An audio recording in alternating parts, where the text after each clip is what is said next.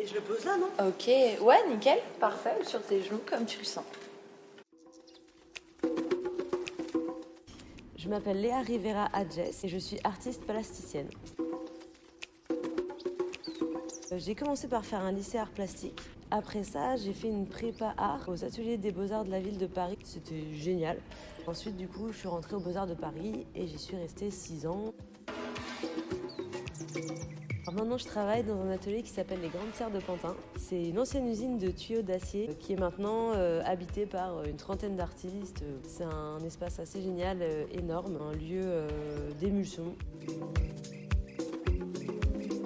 Tout à fait. Je pense que c'est hyper important de travailler au contact d'autres artistes d'univers totalement différents, qui ont des techniques différentes. Il y a des échanges qui se font, des conseils qui se donnent et une vraie vie d'atelier. C'est quelque chose que quand on sort de l'école, il faut garder parce que c'est hyper important pour avancer dans son boulot.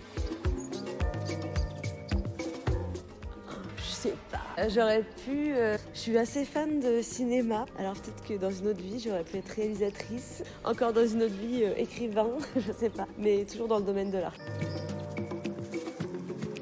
Là, en ce moment, il y a un artiste que j'aime beaucoup qui s'appelle Christian Marclay, qui justement mêle beaucoup de l'imagerie du cinéma à des œuvres plastiques. Et c'est hyper intéressant. Il a un boulot vidéo qui est très intéressant, mais aussi un travail d'impression. Sinon, j'ai toujours été fascinée par les nouveaux réalistes. Je suis une grande fanat de Yves Klein.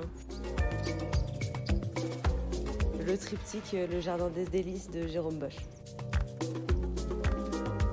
Je suis allée dernièrement au Jeu de Paume voir le supermarché des images. C'était vraiment fascinant. Il y avait plein d'artistes, plein de belles choses, mais voilà, derrière une vraie réflexion et un sujet très actuel, c'était hyper intéressant.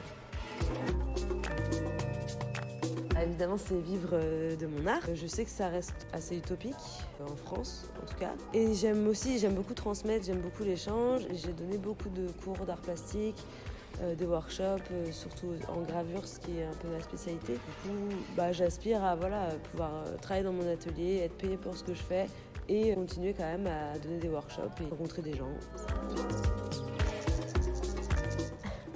De ne pas baisser les bras, qu'il faut continuer et que même si c'est une voie sinueuse, j'ai pris la bonne voie, j'espère.